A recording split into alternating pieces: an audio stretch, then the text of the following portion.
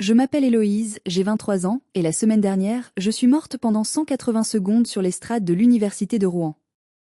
Le jour où j'étais censée prononcer le discours de ma promotion en tant que major de la faculté de préservation du patrimoine, les médecins ont découvert une tumeur qui pressait contre mon lobe frontal.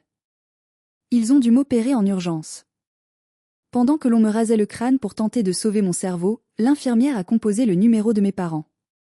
Une fois. 2 fois. 10 fois. Personne n'a répondu.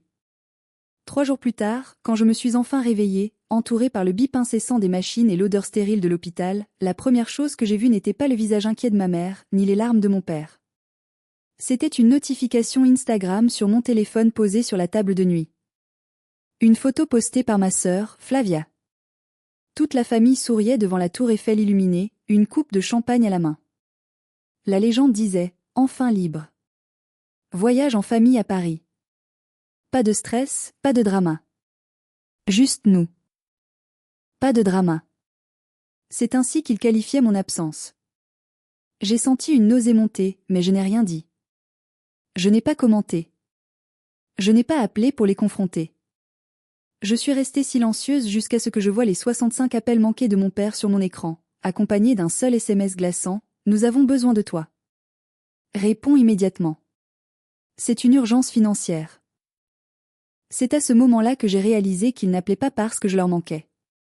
Ils appelaient parce qu'ils avaient besoin de ma signature pour accéder à quelque chose qui ne leur appartenait pas. Avant de continuer cette histoire et de vous révéler comment mon grand-père a détruit leur petit jeu cruel, si vous trouvez que cette histoire mérite d'être entendue, prenez un moment pour liker et vous abonner. Mais faites-le seulement si vous voulez vraiment savoir comment la justice a fini par frapper. Et si vous regardez cette vidéo en ce moment, laissez un commentaire pour me dire depuis quelle ville ou quel pays vous m'écoutez, et quelle heure il est chez vous. J'adore savoir jusqu'où ma voix peut porter. Maintenant, laissez-moi vous ramener 4 jours en arrière, au jour où tout a basculé. C'était un mardi gris et pluvieux à Rouen, le genre de temps typique de la Normandie qui vous glace jusqu'aux os. Mais pour moi, c'était supposé être le jour le plus lumineux de ma vie. Je me tenais dans les coulisses du grand amphithéâtre, lissant nerveusement ma toge universitaire. 4 années d'études acharnées en restauration de livres anciens et de documents d'archives allaient enfin être récompensées. J'ai jeté un coup d'œil à travers le rideau de velours lourd vers la salle bondée. 3000 personnes. Des parents fiers, des grands-parents émus, des frères et sœurs brandissant des bouquets de fleurs. Mon regard a scanné frénétiquement le premier rang, là où les sièges étaient réservés aux familles des diplômés d'honneur.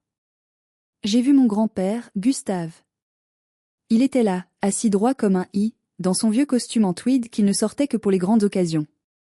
À côté de lui, il y avait Yasmine, ma meilleure amie et ma seule confidente, qui tenait son téléphone prêt à filmer. Et à côté d'eux, 2 sièges vides. 2 sièges vides qui hurlaient le silence. Mon cœur s'est serré dans ma poitrine. Pourtant, il m'avait promis. La veille encore, j'avais passé 3 heures au téléphone avec ma mère, Bérangère, pour l'aider à régler un problème administratif complexe pour ses impôts, juste pour m'assurer qu'il serait libre aujourd'hui. J'avais même viré 2000 € de mes économies, l'argent que j'avais gagné en réparant des reliures poussiéreuses dans le sous-sol de la bibliothèque municipale, sur le compte de mon père, Hugues, parce qu'il disait qu'ils étaient un peu « justes » pour le train. « On sera là, Héloïse, arrête de t'inquiéter pour rien », avait grommelé mon père avant de raccrocher. Mais il n'était pas là. « Héloïse ? C'est à toi dans 2 minutes. » La voix du régisseur m'a tiré de mes pensées. J'ai hoché la tête, mais le mouvement a déclenché quelque chose de terrible. Une douleur fulgurante a explosé derrière mon œil gauche. Ce n'était pas la première fois. Depuis un mois, j'avais ces migraines terribles. C'est le stress des examens, me disait ma mère. Tu es toujours si dramatique, comme ta grand-mère, ajoutait-elle avec dédain. Alors je l'avais cru. J'avais avalé 2 cachets d'ibuprofène et j'avais continué. Mais cette fois, c'était différent. Le sol semblait tanguer sous mes pieds comme le pont d'un navire dans la tempête. Et maintenant, accueillons notre major de promotion, Héloïse. Les applaudissements ont retenti. J'ai marché vers la lumière. 1 pas. 2 pas. La lumière des projecteurs m'a aveuglé, transformant la salle en un tourbillon flou. J'ai atteint le pupitre, agrippant le bois verni pour ne pas tomber. J'ai cherché le regard de mon grand-père pour me donner du courage. Il me souriait, levant le pouce. Mais juste à côté, ces 2 sièges vides. Ils étaient comme 2 trous noirs aspirant toute mon énergie. Merci à tous. Ai-je commencé? Ma voix sonnait étrange, lointaine, comme si elle appartenait à quelqu'un d'autre. Je me tiens devant vous aujourd'hui, non seulement grâce à mes efforts, mais grâce à ceux qui ont cru en moi. Le noir a commencé à envahir ma vision périphérique. Un tunnel sombre qui se refermait rapidement. La douleur dans ma tête est devenue insupportable, un coup de poignard brûlant. Je ne me souviens pas d'avoir fini ma phrase. Je ne me souviens pas d'avoir lâché le micro. La dernière chose que j'ai vue, c'est le visage de mon grand-père se décomposer en un masque d'horreur pure. Il s'est levé d'un bond, renversant sa chaise. Et la dernière chose que j'ai entendue, ce n'était pas les applaudissements. C'était un bruit sourd et mat, le bruit de mon propre corps heurtant le sol de la scène. Et puis, le cri de Yasmine. Héloïse. Appelez une ambulance. Ensuite, le néant. Le retour à la réalité n'a pas été brutal. Il a été lent, douloureux et confus. C'était comme essayer de nager vers la surface dans un océan de mélasse. D'abord, les sons. Le bip régulier, rythmique, d'un moniteur cardiaque. Le murmure étouffé de voix familières. Puis, les sensations. Une soif ardente, comme si j'avais avalé du sable. Une lourdeur dans mes membres. Et une douleur sourde, pulsatile, au niveau de ma tempe droite. J'ai ouvert les yeux. La lumière blanche des néons m'a agressé. J'ai cligné des yeux plusieurs fois, essayant de faire la mise au point. Elle se réveille. Docteur. Elle se réveille. C'était la voix de Yasmine. J'ai tourné la tête, un mouvement qui m'a coûté un effort surhumain. Elle était là, assise sur une chaise en plastique inconfortable, les yeux cernés, les cheveux en bataille. À côté d'elle, mon grand-père Gustave dormait la tête posée sur le bord de mon lit, sa main ridée enveloppant la mienne. Héloïse? Tu m'entends? Yasmine s'est penchée sur moi, les larmes aux yeux. Yas. Ma voix n'était qu'un croassement. De l'eau. Elle m'a fait boire à la paille. L'eau fraîche était le meilleur goût du monde. Grand-père s'est réveillé en sursaut. Quand il a vu mes yeux ouverts, il a fondu en larmes. Je n'avais jamais vu mon grand-père, cet ancien juge impassible de la cour d'appel de Rouen, pleurer ainsi. Ma petite fille, a-t-il murmuré en embrassant ma main. Tu nous as fait si peur. Qu'est-ce qui s'est passé? Ai-je demandé. Ils ont échangé un regard inquiet. Yasmine a pris une grande inspiration. Tu t'es effondrée sur scène, Héloïse. Tu as fait une crise. Ils ont trouvé une tumeur bénigne, un méningiome. Ils ont dû t'opérer d'urgence pour réduire la pression crânienne. Tu as dormi pendant 3 jours. 3 jours. J'avais perdu 3 jours de ma vie. Je portais une main tremblante à ma tête et j'ai senti l'épais bandage. Mes parents? Ai-je demandé, la gorge serrée. Ils sont là? Le silence qui a suivi a été plus bruyant que n'importe quel cri. Grand-père a serré les mâchoires, son visage se durcissant instantanément. Yasmine a détourné le regard, fixant ses chaussures. Ils sont en route, ai-je insisté, sentant une boule se former dans mon estomac. Yasmine a soupiré, une colère froide vibrant dans son souffle. Elle a attrapé mon téléphone qui chargeait sur la table de nuit. Je ne devrais probablement pas te montrer ça maintenant, mais tu dois savoir. Tu dois savoir pour qui tu as failli te tuer à la tâche. Elle a déverrouillé l'écran et a ouvert Instagram. La photo s'est affichée, lumineuse et colorée, contrastant violemment avec la grisaille de ma chambre d'hôpital. C'était eux. Mon père, Hugues, avec son sourire faible habituel. Ma mère, Bérangère, rayonnante dans une robe de créateur que je savais hors de prix. Et au centre, ma sœur aînée, Flavia, montrant sa bague de fiançailles à l'objectif. Ils étaient au Trocadéro, avec la tour Eiffel scintillant derrière eux. J'ai lu la légende, et chaque mot était comme un coup de poignard. Enfin libre. Voyage en famille à Paris pour célébrer l'amour. Loin de la grisaille de Rouen. Pas de stress, pas de drama, juste du bonheur pur. #FamilyTrip, #NoDrama, #ParisVib, pas de drama. J'étais en train de me faire ouvrir le crâne par des neurochirurgiens, et pour eux, c'était du drama qu'ils étaient heureux d'éviter. J'ai fait défiler les commentaires. Des amis de ma mère écrivaient « Vous le méritez tellement, quelle belle famille !» Et là, un commentaire de ma mère elle-même, posté il y a seulement 2 heures. Quel soulagement de pouvoir respirer un peu sans les ondes négatives. Ce voyage est une bénédiction. Les ondes négatives. C'était moi. J'étais les ondes négatives. J'ai senti les larmes couler sur mes joues, chaudes et salées.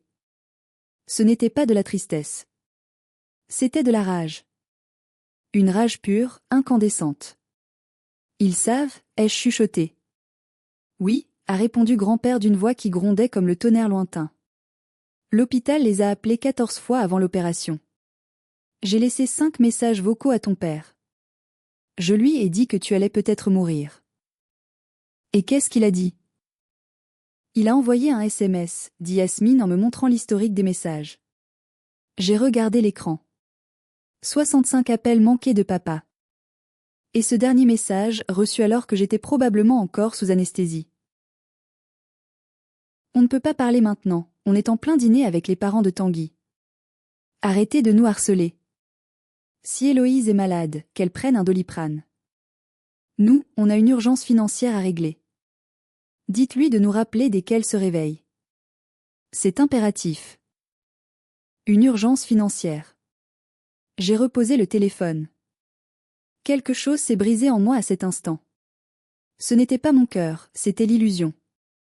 L'illusion que si je travaillais assez dur, si j'étais assez parfaite, assez discrète, il finirait par m'aimer. Il ne m'aimait pas. Il ne m'aimerait jamais. Une urgence financière. J'ai répété ces mots, les laissant rouler sur ma langue comme un poison. J'ai regardé mon grand-père. Son visage était rouge de colère contenue. Gustave, ai-je dit doucement. Pourquoi parle-t-il d'argent? Je suis à l'hôpital. Grand-père s'est levé et a marché jusqu'à la fenêtre, regardant le parking de l'hôpital sous la pluie. Il n'appelle pas pour prendre de tes nouvelles, Héloïse. Il s'en fiche que tu aies survécu ou non. En fait... Il s'est arrêté, sa voix se brisant. En fait, une partie d'eux espérait peut-être le pire, car cela aurait simplifié leur plan. De quel plan tu parles? Yasmine s'est assise sur le bord de mon lit. Héloïse, il y a quelque chose que tu dois savoir. Quand tu as été admise, l'administration a essayé de passer ta carte vitale et ta mutuelle. Celle qui est rattachée au contrat familial de tes parents. J'ai hoché la tête. J'étais encore sur leur mutuelle jusqu'à mes 25 ans, c'était l'accord. Je payais ma part chaque mois en virant l'argent à ma mère. Elle a été refusée, a dit Yasmine brutalement. Résiliée. Il y a une semaine. J'ai écarquillé les yeux. Quoi? Mais j'ai payé. J'ai envoyé l'argent le 1er du mois. Ils ont encaissé ton argent, a continué Yasmine, mais ils ont résilié ton contrat pour baisser leur mensualité. J'ai appelé la compagnie d'assurance en me faisant passer pour toi. La date de résiliation coïncide exactement avec le jour où ils ont surclassé leur billet d'avion pour Paris en première classe. Le monde a vacillé. Ils m'avaient laissé sans couverture médicale, moi qui avais des migraines depuis des semaines, pour pouvoir boire du champagne dans des sièges en cuir à 10 000 mètres d'altitude. Si je n'avais pas survécu, ou si l'opération avait échoué, j'aurais laissé une dette médicale astronomique. Mais ils s'en fichaient. Mais ce n'est pas tout, a intervenu grand-père en se retournant. Il tenait dans sa main un dossier en cuir usé que je reconnaissais bien. C'était son dossier de juge, celui qu'il utilisait pour ses affaires les plus complexes. Pourquoi t'ont-ils appelé 65 fois, Héloïse? Pourquoi cette urgence? Il a posé le dossier sur mes genoux. Ouvre. J'ai ouvert le dossier. À l'intérieur, il y avait des impressions de mai, des relevés bancaires, et une copie d'un testament. Le testament de ma grand-mère, Éléanore. Tu as eu 23 ans la semaine dernière, a dit grand-père. Tu te souviens de ce que ta grand-mère t'avait promis? Le fond de la liberté, ai-je murmuré. C'était une vieille histoire de famille, presque une légende. Grand-mère Éléanore, qui m'adorait, avait mis de côté de l'argent pour moi à ma naissance. Elle disait toujours, pour quand tu auras besoin de t'échapper. Ce n'est pas une légende, a dit grand-père. C'est un compte fiduciaire. Très bien garni. Il contient non seulement une somme importante, mais aussi sa collection de timbres rares, évaluée à plusieurs centaines de milliers d'euros. Et la clause était stricte, tu en deviens l'unique propriétaire et gestionnaire le jour de tes 23 ans. Avant ça, personne ne pouvait y toucher. Pas même moi. Surtout pas tes parents. Je commençais à comprendre. La nausée est revenue. Ils le savent? Ils ont toujours su qu'il y avait de l'argent, mais ils ignoraient le montant et la date exacte du déblocage, a expliqué grand-père. Mais la banque leur a envoyé un courrier automatique à ton ancienne adresse, chez eux, pour signaler que le compte était désormais actif et nécessitait ta signature pour toute opération ou pour donner procuration. J'ai regardé le SMS de mon père à nouveau. Nous avons besoin de ta signature. Ils sont à Paris, Héloïse, a dit grand-père, la voix tremblante de rage. Le siège de la banque est à Paris. Ils ne sont pas allés là-bas pour les fiançailles de Flavia. C'était une couverture. Ils sont allés là-bas pour essayer de vider ton compte. Mais ils ne peuvent pas sans moi. C'est pour ça qu'ils t'appellent. Ils ont essayé de faire croire aux banquiers que tu étais trop malade pour te déplacer et qu'ils avaient besoin d'une procuration d'urgence. Ils voulaient te faire signer un document électronique sans que tu le lises. Ils espéraient profiter de ta confusion post-opératoire. J'ai fermé les yeux. Des larmes brûlantes ont coulé. Ce n'était pas seulement de la négligence. C'était du vol. C'était de la prédation.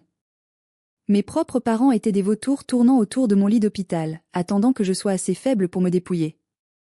Si vous étiez à ma place, ai-je dit à voix haute, m'adressant autant à Yasmine et grand-père qu'à moi-même, et que vous découvriez que vos parents ont choisi des vacances de luxe plutôt que votre survie, et qu'ils essaient de vous voler pendant votre opération, leur pardonneriez-vous? Dites-moi dans les commentaires ce que vous feriez. Est-ce que vous signeriez pour avoir la paix? Ou est-ce que vous vous battriez? Moi, j'ai pris ma décision à cet instant précis. J'ai essuyé mes larmes. La douleur dans ma tête était toujours là, mais elle avait changé. Ce n'était plus une douleur de victime. C'était le carburant de ma vengeance. Grand-père, ai-je dit. Tu as toujours des amis dans la police, n'est-ce pas? Il a souri, un sourire triste mais féroce. Le commissaire principal est mon ancien greffier. Et le directeur de l'agence bancaire à Paris me doit une faveur. Bien.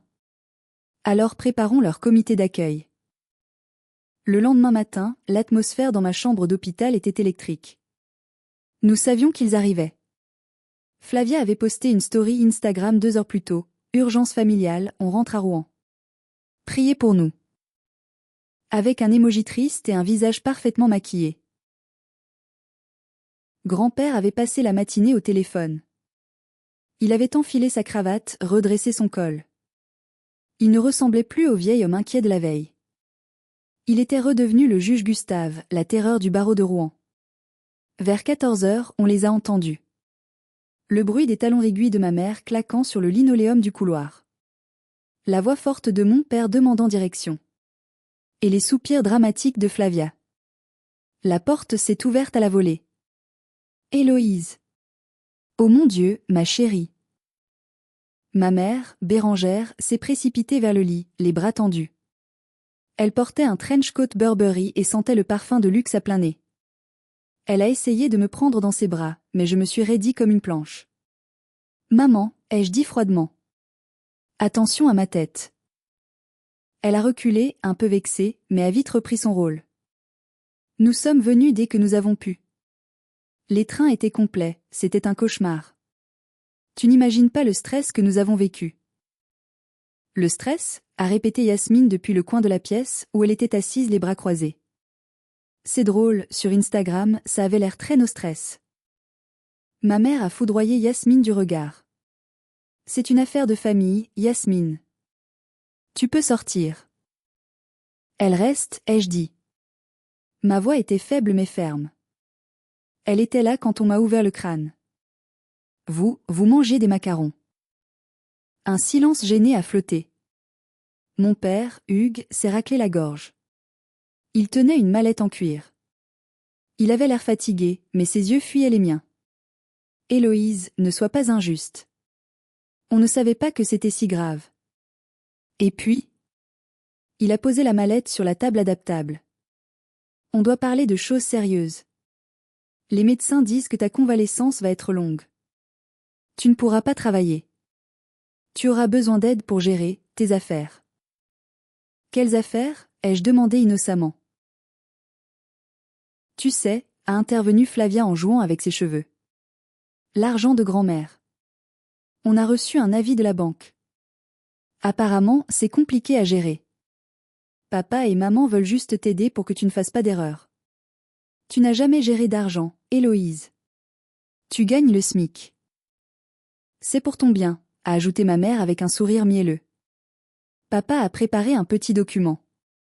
Une procuration temporaire. Juste pour qu'on puisse payer tes factures d'hôpital, puisque ta mutuelle a eu un petit souci.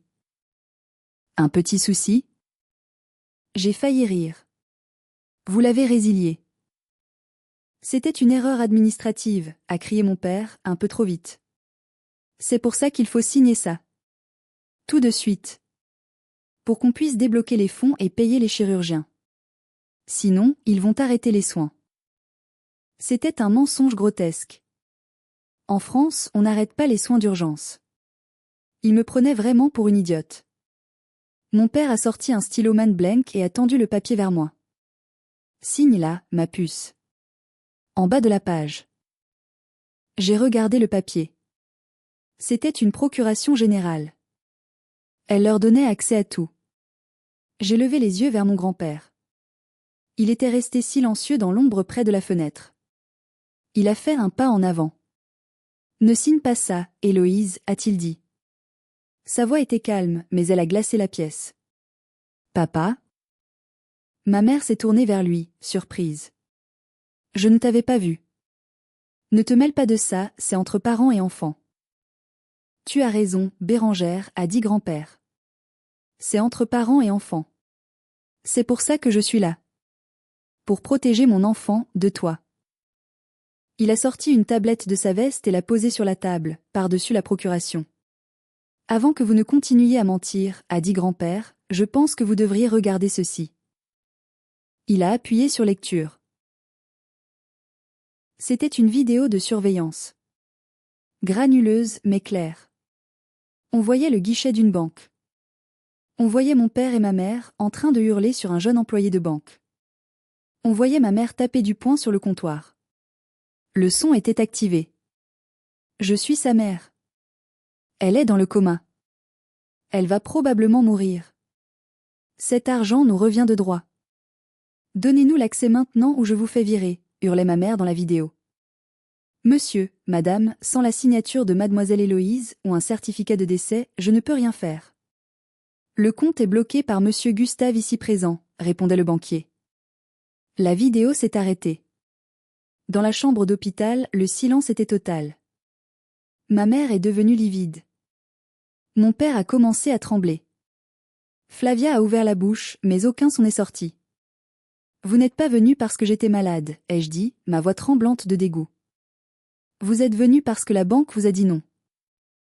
C'est hors contexte, a balbutié ma mère, cherchant désespérément une excuse. On était paniqués. On disait n'importe quoi sous le coup de l'émotion. De l'émotion? Grand-père a avancé d'un pas, menaçant. Bérangère, tu as dit elle va probablement mourir avec l'espoir dans la voix. J'ai vu les relevés de tes cartes de crédit, Hugues.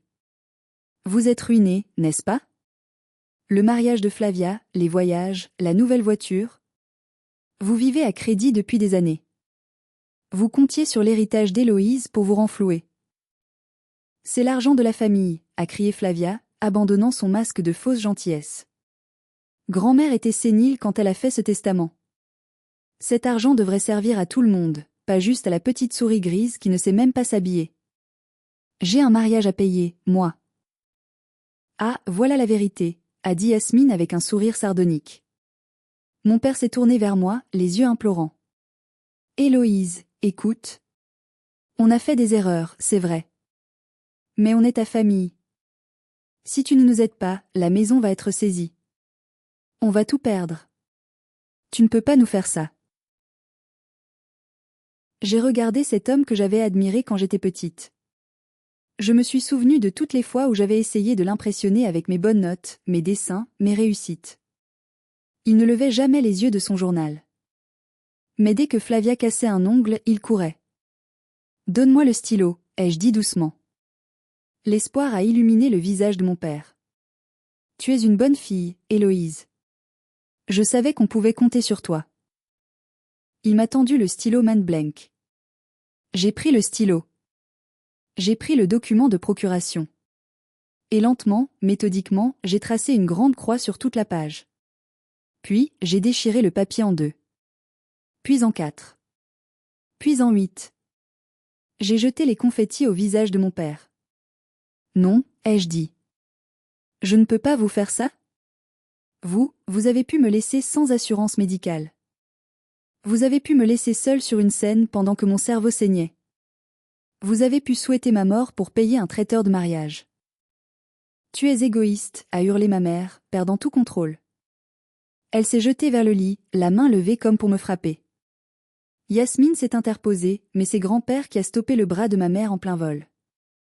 Sa poigne était d'acier. Ne la touche pas, a grondé grand-père. Plus jamais. Il a repoussé ma mère qui a trébuché contre le chariot de médicaments. Sortez, a dit grand-père. Avant que je n'appelle la sécurité. Et sachez une chose, j'ai déposé une plainte ce matin pour tentative d'escroquerie et abus de faiblesse. Vous allez avoir besoin d'un avocat, et croyez-moi, aucun de mes anciens collègues ne voudra vous défendre. Tu ne ferais pas ça à ton propre fils, a pleurniché mon père. Je n'ai plus de fils, a répondu grand-père froidement. J'ai un lâche qui se cache derrière sa femme. Sortez. Ils sont sortis, mais pas sans un dernier acte de méchanceté. Ma mère s'est arrêtée à la porte. Elle s'est recoiffée, a lissé son trench coat et m'a regardé avec une haine pure, une haine si viscérale qu'elle m'a coupé le souffle. Tu crois que tu as gagné, a-t-elle craché. Tu finiras seule, Héloïse. Comme ta grand-mère. Tu lui ressembles tellement, c'est dégoûtant. J'ai toujours détesté ce visage. La porte a claqué. Le silence est revenu dans la chambre. Seul le bip du moniteur cardiaque témoignait de l'accélération de mon pouls. J'ai regardé grand-père. Il s'est assis lourdement sur la chaise, comme si 10 ans venaient de s'abattre sur ses épaules.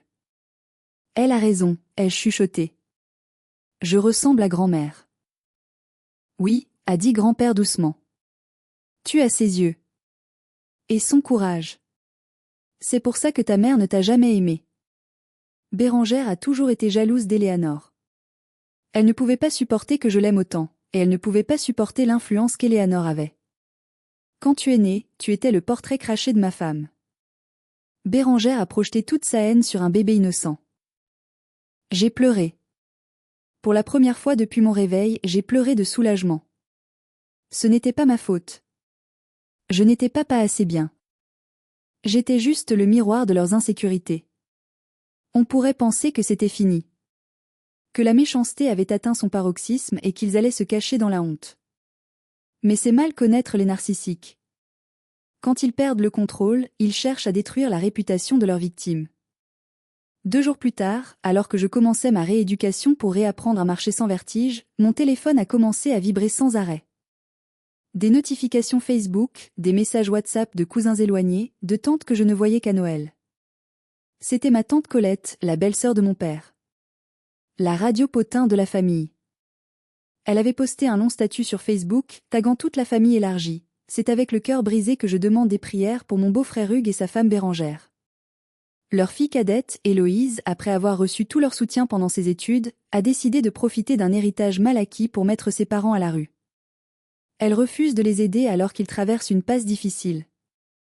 Quelle ingratitude! On nourrit un serpent dans son sein et voilà le résultat. Honte à toi, Héloïse. Les commentaires étaient horribles. Génération d'égoïstes. Après tout ce qu'ils ont fait pour elle. Ma pauvre Bérengère, je suis de tout cœur avec toi. J'ai senti mon sang bouillir. Il retournait la situation. Il se faisait passer pour les victimes. Ne réponds pas, a conseillé grand-père. C'est ce qu'ils veulent. Non, a dit Yasmine, les yeux rivés sur son ordinateur portable. Elle tapait furieusement sur son clavier. Le silence ne marche pas avec les brutes. Il faut les exposer. La lumière du soleil est le meilleur désinfectant. Qu'est-ce que tu fais? Ai-je demandé. Je prépare ta défense. Juridique et sociale. Elle a tourné l'écran vers moi. Tu m'autorises à poster ça? C'était une réponse simple, factuelle. Pas d'insultes. Juste des preuves. Une capture d'écran des 65 appels manqués et du SMS « Urgence financière » daté de l'heure de mon opération. La photo Instagram « No Drama » à Paris avec la date et l'heure. Le document de résiliation de la mutuelle signé par mon père. Et une simple phrase « Ma famille a choisi de boire du champagne à Paris pendant que les chirurgiens m'ouvraient le crâne. Ils ont coupé mon assurance maladie pour payer leur billet de train.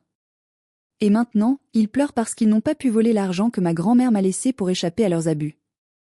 Je ne suis pas un serpent. Je suis une survivante. J'ai pris une grande inspiration. Poste-le. Yasmine a cliqué sur envoyer. L'effet a été immédiat. Dans notre petite ville de Rouen, tout se sait. Et sur Facebook, la vérité se propage plus vite que le mensonge quand elle est accompagnée de preuves aussi accablantes. En 1 heure, le vent a tourné. Les commentaires sous le post de Tante Colette ont commencé à changer. Attendez, vous avez vu la réponse d'Héloïse? C'est monstrueux. Ils l'ont laissé sans mutuelle? J'ai vu la photo à Paris, je croyais qu'ils fêtaient quelque chose, je ne savais pas que leur fille était au bloc. Tante Colette a effacé son post 2 heures plus tard. Mais c'était trop tard. Les captures d'écran circulaient déjà. Le karma a une façon drôle de fonctionner. Parfois, il est lent. Parfois, il est instantané. Pour Flavia, ce fut brutal. Son fiancé, Tanguy, venait d'une vieille famille aristocratique de Normandie, les de Valois. Ils étaient riches, certes, mais surtout très à cheval sur l'honneur, la discrétion et les valeurs familiales. Ils toléraient le snobisme de ma mère parce qu'ils pensaient que c'était juste de l'excentricité. Mais ils ne pouvaient pas tolérer le scandale public et la cruauté. La mère de Tanguy a vu mon post. Elle l'a montré à son fils. 3 jours après ma sortie de l'hôpital, alors que je m'installais temporairement chez grand-père Gustave, Flavia a débarqué. Elle ne ressemblait plus à la reine d'Instagram. Son mascara coulait, ses cheveux étaient sales, et elle ne portait plus sa bague de fiançailles. Elle a martelé la porte d'entrée. « Ouvre, Héloïse. Je sais que tu es là. Espèce de sorcière. » Grand-père a ouvert la porte, lui bloquant le passage. « On ne crie pas ici, Flavia. » Elle a poussé, ou essayé, grand-père est un roc, et m'a vue dans le salon. « Tu es contente ?» a-t-elle hurlé. Tanguy m'a quitté. Sa mère a dit qu'il ne voulait pas s'associer à une famille de barbares. C'est le mot qu'elle a utilisé. Barbare. Tout ça à cause de ton stupide post Facebook. J'ai posé ma tasse de thé. Je l'ai regardé calmement. Non, Flavia. C'est à cause de tes actions. Tu as choisi de m'abandonner. Tu as choisi de te moquer de ma maladie. Tu as choisi de soutenir papa et maman dans leur tentative de vol. J'ai perdu l'appartement. J'ai perdu la vie que je méritais. Elle pleurait, mais c'était des larmes de rage, pas de remords. Tu as perdu la vie que tu voulais acheter avec mon argent, ai-je rectifié. Par Flavia. Avant que je ne rajoute les captures d'écran de tes messages d'insultes à mon dossier judiciaire. Elle est partie en claquant la porte, hurlant qu'elle ne me pardonnerait jamais. Comme si j'avais besoin de son pardon. Quelques semaines plus tard, j'ai appris par Yasmine que la banque avait porté plainte contre mes parents pour tentative de fraude documentaire. Grand-père n'avait même pas eu besoin d'intervenir. La banque prenait ces choses très au sérieux.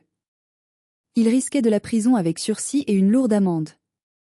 Leur maison, celle où j'avais grandi en me sentant invisible, a été mise en vente pour payer leurs dettes et leurs frais d'avocat. 6 mois ont passé. L'hiver a laissé place au printemps en Normandie. Les pommiers étaient en fleurs. J'avais récupéré physiquement. Mes cheveux avaient repoussé, couvrant la cicatrice sur mon crâne, une ligne fine que je considérais maintenant comme une marque de guerrière. Le jour de mes 24 ans, je suis allée à la banque avec grand-père. J'ai officiellement pris possession du coffre de grand-mère Éléanore. Quand le banquier a posé la lourde boîte métallique sur la table, mes mains tremblaient. À l'intérieur, il y avait les albums de timbre, les certificats d'action, et tout au fond, une enveloppe couleur crème, cachetée à la cire rouge. Dessus, il était écrit « Pour ma petite Héloïse, quand elle sera prête à voler ». J'ai ouvert l'enveloppe. Une odeur de lavande s'en est échappée, l'odeur de grand-mère. Ma chérie, si tu lis ceci, c'est que je ne suis plus là, et que tu as atteint l'âge de raison. Je t'écris ceci alors que tu n'as que 3 ans, et que je te regarde jouer dans le jardin pendant que ta mère te critique déjà parce que tu as sali ta robe. Je vois la façon dont il te traite. Je vois que tu es différente d'eux. Tu as mon cœur, tu as ma sensibilité. Et je sais que dans cette famille, la sensibilité est vue comme une faiblesse. J'ai peur pour toi. J'ai peur qu'ils essaient d'éteindre ta lumière. Alors, j'ai préparé ce fond. Ce n'est pas juste de l'argent. C'est une clé. La clé de ta cage. Ne laisse jamais la culpabilité te retenir. La famille n'est pas le sang. La famille, c'est l'amour. Si ceux qui partagent ton sang ne te donnent pas d'amour, alors ils ne sont que des étrangers. Prends cet argent. Pars. Construis quelque chose de beau. Sois heureuse. C'est la plus belle vengeance. Je t'aime, grand-mère Éléanore. J'ai pleuré dans les bras de grand-père. Pour la première fois, je ne me sentais plus comme l'enfant rejeté. J'étais l'enfant choisi. Choisi par elle. Avec l'argent, je n'ai pas acheté de voiture de sport ni de vêtements de luxe. J'ai réalisé mon rêve. J'ai déménagé à Honfleur, une petite ville portuaire magnifique à 1 heure de Rouen. J'ai acheté un vieux local commercial dans une ruelle pavée. J'ai ouvert l'atelier d'Éléanore. C'est un endroit hybride, une partie atelier de restauration de livres anciens, où je soigne les pages blessées comme j'ai soigné mon âme, et une partie salon de thé littéraire. C'est un endroit calme, plein d'odeurs de vieux papier et de thé Earl Grey. C'est un refuge pour les gens comme moi, les introvertis, les observateurs, ceux qui se sentent un peu à l'écart du monde bruyant. Hier, c'était l'inauguration officielle. Grand-père Gustave était là, en smoking, servant du champagne, le vrai, pas celui de la trahison, aux clients. Yasmine était là aussi, elle vient de réussir son examen du barreau. Elle est mon avocate officielle et ma sœur de cœur. À un moment de la soirée, j'ai regardé par la vitrine. De l'autre côté de la rue, sous la pluie fine, j'ai cru voir une silhouette familière. Une femme avec un vieux trench coat usé, qui regardait la lumière chaleureuse de ma boutique avec un air affamé et triste. C'était ma mère. Elle avait vieilli de 10 ans. J'ai su, par les rumeurs, qu'il vivait maintenant dans un petit appartement HLM en banlieue, que mon père avait fait une dépression et que Flavia travaillait comme vendeuse dans une boutique de vêtements bas de gamme, toujours aigrie. Ma mère a croisé mon regard. J'ai vu une hésitation. Elle a fait un pas vers la boutique. J'ai eu un choix à faire. Le choix d'ouvrir la porte, d'être la bonne fille, de pardonner, de laisser entrer le poison à nouveau. J'ai regardé grand-père qui riait avec un client. J'ai regardé Yasmine. J'ai regardé mes livres, mes murs, ma vie. J'ai doucement tiré le rideau de velours devant la vitrine. Je l'ai laissé dehors. Dans le froid. Là où elle avait choisi d'être. Je me suis retournée vers ma vraie famille, celle que j'avais choisie, et j'ai souri. Si vous êtes arrivés jusqu'ici, merci de m'avoir écouté. Je partage cette histoire pour une raison simple. Il y a trop de gens qui souffrent en silence, qui pensent qu'ils doivent accepter les abus parce que c'est la famille. J'ai appris que l'on ne doit jamais s'immoler par le feu pour réchauffer ce qui ne nous regarde même pas brûler. Vous avez le droit de couper les ponts. Vous avez le droit de choisir vous-même. Vous avez le droit d'être heureux. Si cette histoire a résonné en vous, s'il vous plaît, partagez-la. Peut-être qu'elle donnera le courage à quelqu'un d'autre de tirer le rideau sur sa propre toxicité. N'oubliez pas de liker la vidéo, de vous abonner, et de cliquer sur la cloche. J'ai encore beaucoup d'histoires à raconter sur la justice, la résilience et la vie après la tempête. Prenez soin de vous. Et rappelez-vous, votre valeur ne dépend pas de ceux qui ne savent pas la voir. À bientôt.